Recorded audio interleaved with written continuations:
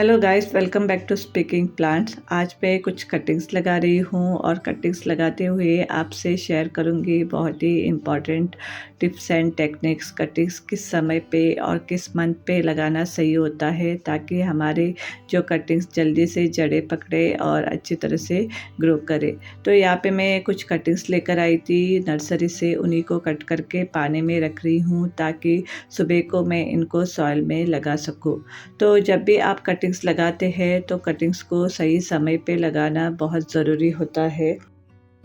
पौधों की कटिंग्स लगाने का सबसे अच्छा समय मानसून का मौसम होता है, जो आमतौर पर जून से लेकर अगस्त के बीच में होता है।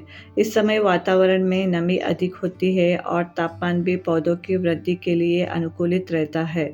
तो इसके अलावा आप अगर प्लांट की कटिंग्स लगाना चाहते हैं तो सर्दियों के अंत में यानी कि वसंत की शुरुआत में भी लगा सकते हैं। फरवरी से लेके मार्च के समय तक अच्छा होता है कटिंग्स को ग्रो करने के लिए। तो अगर आप जून से लेके अगस्त तक प्लांट को लगाते हैं तो इस समय प्लांट की कटिंग्स जो है जल्दी से जड़ें पकड़ लेती है और अच्छे से इनकी ग्रोथ होने लगती है। तो इस समय कटिंग्स को ज़रूर लगाइए। और यहाँ पे मैंने सारे कटिंग्स को पानी में लगा दिया है और सुबह होते ही सारी कटिंग्स को मैं सॉइल में लगाने वाली हूँ। जून का मंथ चल रहा है और बरसात की शुरुआत हो रही है और ये जो समय होता है इस समय पे आप बहुत सारे प्लांट की कटिंग्स को अपने गार्डन में ऐड कर सकते हैं, एक से कई सारे प्लांट को बना सकते हैं। तो चलिए आज मैं सारे कटिंग्स को लगाऊंगी और साथ में कटिंग्स लगाते हुए आपके साथ बहुत सारे टिप्स एंड टेक्निक्स भी शेयर करूंगी।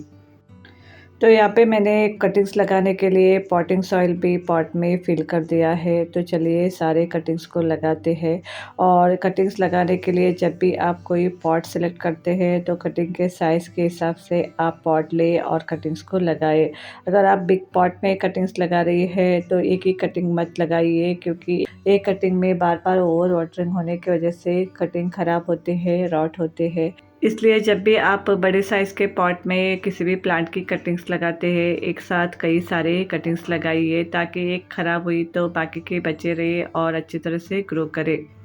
ये जो समय होता है यानी कि जून से लेके अगस्त तक आप किसी भी प्लांट की कटिंग्स को लगा सकते हैं, जैसे कि इंडोर प्लांट की कटिंग्स आप लगा सकते हैं, फ्लावर प्लांट भी आप ऐड कर सकते हैं, फ्रूट्स की प्लांट्स भी इस समय पे लगाते हैं तो अच्छी तरह से ग्रो होती है। कई सारे फ्लावर सीड्स भी इस समय पे आप लगा सकते हैं, जैसे कि अपराजिता, मॉर्निंग ग्लोरी, कॉस्मोस की सीड्स आप इस समय पे लगा सकते हैं। पोर्तुलास की कटिंग्स, सदाबहार की प्लांट, पेंटास, एक्सोरा ऐसे फ्लावर प्लांट को भी आप इस समय पे ग्रो कर सकते हैं। हिबिस्कस की बहुत सारे कटिंग्स भी आप इस समय पे लगा सकते हैं। जून, जुलाई, अगस्त के मंथ के अलावा आप किसी और मंथ में प्लांट की कटिंग्स लगाना चाहते हैं तो आप फरवरी, मार्च में भी कटिंग्स को लगा सकते हैं। सर्दियों के अंत में तापमान जो है धीरे धीरे करके बढ़ती है, उस समय पे आप अगर कटिंग्स लगाएंगे तो आपकी कटिंग्स अच्छी तरह से ग्रो होते हैं। तो फरवरी, मार्च में भी आप कटिंग्स को ग्रो कर सकते हैं, किसी भी प्लांट को रिपॉट कर सकते हैं और अपने गार्डन में नए प्लांट को ऐड कर सकते हैं। अगर आप सकुलेंट्स लगाना चाहते हैं तो विंटर में लगा सकते हैं। नवंबर, दिसंबर, जनवरी में आप सकुलेंट्स की कोई भी कटिंग्स लगा सकते हैं। कोई भी सकुलेंट, कैक्टस इस समय पे ऐड कर सकते हैं अपने गार्डन में। और इस समय में बाकी के जो प्लांट होते हैं डॉर्मेंसी में होते हैं, रेस्ट पीरियड में रहते हैं, लेकिन सकुलेंट इस समय में अच्छे से ग्रो करते हैं। ठंड के मौसम में अगर आप कोई भी प्लांट लगाना चाहते हैं तो कोई भी सकुलेंट, सीडम या कैक्टस को लगा के ग्रो कर सकते हैं, अपने गार्डन में ऐड कर सकते हैं। आज मैंने जो भी मंथ आपको बताया है ज़रूरी नहीं है उसी मंथ में आप कटिंग्स लगाए, आप किसी और मंथ में भी कटिंग्स लगा सकते हैं, लेकिन जो मैंने मंथ बताए हैं उसी मंथ में कटिंग्स अगर आप लगाएंगे तो आपके कटिंग्स अच्छे से लग जाएंगे, पक्के से लग जाएंगे और अच्छे से ग्रो करेंगे। और इस समय में कटिंग्स अगर लगाते हैं तो प्लांट में जो रूट है बहुत जल्दी से निकलते हैं और प्लांट की ग्रोथ भी तेज़ी से होती है। तो इस समय पे आप ज़्यादातर कटिंग्स लगाइए और कोई प्लांट भी इस समय आप रिपोर्ट करके देखिए, आपको रिज़ल्ट बहुत अच्छी मिलेगी। मैंने कई सारे कटिंग्स लगाए हैं और उनमें से कुछ कटिंग्स लगे हैं और कुछ कटिंग्स ग्रो नहीं हुए हैं।